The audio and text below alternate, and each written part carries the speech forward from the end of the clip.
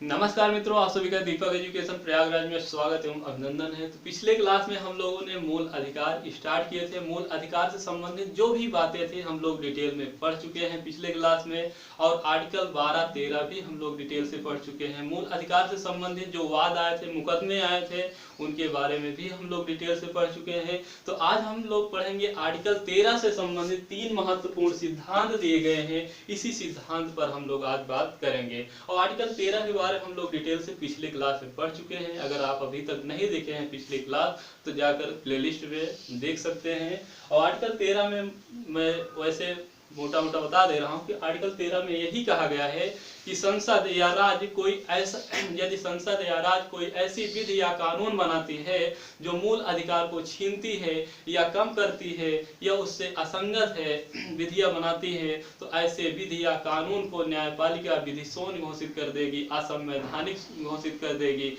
यानी रद्द कर देगी। इसी शक्ति को न्यायपालिका के न्यायिक पुनर्विलोकन की शक्ति कहते हैं। इसके बारे में हम लोग पिछले क्लास में देख चुके हैं, पढ़ चुके हैं। तो आज हम लोग जो इससे अनुच्छेद 13 से संबंधित महत्वपूर्ण सिद्धांत दिए गए हैं, इसी सिद्धांत पर बात करूंगा। तो सबसे पहला सिद्धांत है आच्छादन का सिद्धांत, आच्छादन या ग्रहण का सिद्धांत। ये क्या है? मान लीजिए ये कोई अधिनियम है। क्या है? ये कोई अधिनियम है। ये मान लीजिए कोई अधिनियम है। इस अधिनियम में कई प्रावधान है। क्या है मित्रों? इस अधिनियम में कई प्रावधान है। मान लीजिए ए वाला प्रावधान, इस अधिनियम का ए वाला प्रावधान मान लीजिए मूल अधिकार को छीन रहा है या कम कर रहा है या असंगत है, तो ऐसे प्रावधान पर ग्रहण लग जाएगा। क्या मित्रों? ग्रहण लग जाएगा। जैसे जब सूर्य ग्रहण होता है, सूर्य ग्रहण कब होता है? पृथ्वी और सूर्य के बीच में जब चंद्रमा आ जाती है तो सूर्य ग्रहण लग जाता है। तो उस समय पृथ्वी पर सूर्य की रोशनी नहीं दिखाई देती है जिस सामने लगा होता है। तो ठीक इसी प्रकार से अगर किसी अधिनियम का कोई प्रावधान अगर मूल अधिकार को कम करेगी या छीनेगी या कम करने का प्रयास करेगी या संगत रहेगी, तो ऐसे प्रावधान पर ग्रहण लग जाएगा। इसीलिए जब ये ग्रहण लग जाएगा तो ये प्रावधान काम नहीं करेगा। बाकी सभी का प्रावधान काम करेंगे, जो भी प्रावधान रहेगा इस अधिनियम में, लेकिन जिस अधिनियम पर ग्रहण लगेगा वो प्रावधान काम नहीं करेगा। इसी को ग्रहण का सिद्धांत या आच्छादन का सिद्धांत कहा जाता है। लेकिन अगर मान लीजिए इस प्रावधान में कोई परिवर्तन कर दिया जाए या कोई संशोधन कर दिया जाए, तो ये जो ग्रहण लगा हुआ है ये हट जाएगा और पुनः ये प्रावधान लागू हो जाएगा। अर्थात जब ये प्रावधान मूल अधिकार का उल्लंघन नहीं करेगा तो पुनः ये लागू हो जाएगा। लेकिन तब जब इसमें कोई परिवर्तन करे या संशोधन करे। तो यही है आच्छादन या ग्रहण का सिद्धांत।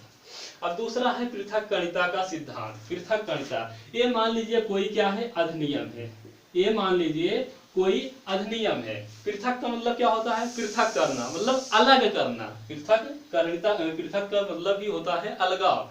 तो इसमें क्या होता है? इसमें मान लीजिए ऐसे कुछ प्रावधान दिए गए हैं। मान लीजिए इस अधिनियम में कुछ प्रावधान दिए गए हैं।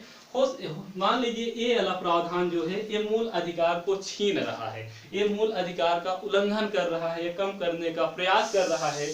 तो ऐसे प्रावधान को समाप्त कर दिया जाएगा। क्या मित्रों?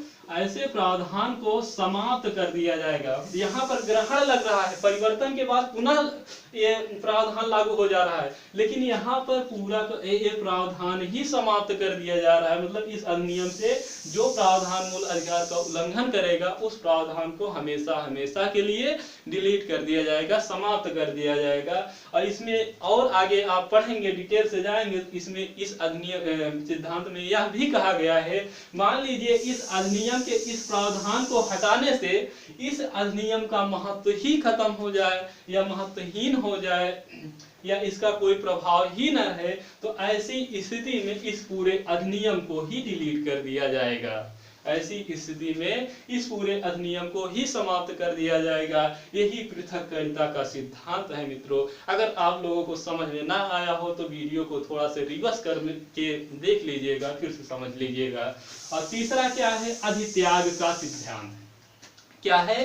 अधित्याग का सिद्धांत। अधित्याग का सिद्धांत क्या होता है मित्रों कि जैसे भारत में अधित्याग का सिद्धांत का आशय यह है मित्रों कि भारत का कोई भी नागरिक, मैं नागरिक शब्द बोल रहा हूं ना कि व्यक्ति, व्यक्ति में देशी विदेशी सब आ जाते हैं, मतलब भारत की जनता भी आ जाएगी, विदेशी जो पर्यटन की दृष्टि से आए हों या जॉब की दृष्टि से आए हों वो सभी व्यक्तियों के अंतर्गत आ जाएंगे। लेकिन नागरिक में केवल और केवल भारत का ही नागरिक आएगा, इसलिए मैं नागरिक शब्द का यूज कर रहा हूं। तो भारत का कोई भी नागरिक अपने स्वेच्छा से, अपने इच्छा से मूल अधिकार को छोड़ नहीं सकता है, मूल अधिकार को त्याग नहीं सकता है। इसी को कहा जाता है अधित्याग का सिद्धांत, मतलब अपने इच्छा अनुसार हम मूल अधिकार को नहीं छोड़ सकते, नहीं त्याग सकते। लेकिन यही सिद्धांत अमेरिका में जब आप देखेंगे तो अमेरिका में यह प्रावधान किया गया है कि अमेरिका का कोई नागरिक अगर वो चाहे तो अपने इच्छा अनुसार, अपने स्वेच्छा से, अपने मन से वहां की मूल अधिकार को छोड़ सकता है, त्याग सकता है। यही क्या है? अधित्याग का सिद्धांत है। तो मित्रों, आप लोगों को यह क्लास पसंद आई हो तो आप लोग लाइक और सब्सक्राइब जरूर करना, अपने दोस्तों को जरूर बताना। थैंक यू, धन्यवाद, शुक्रिया।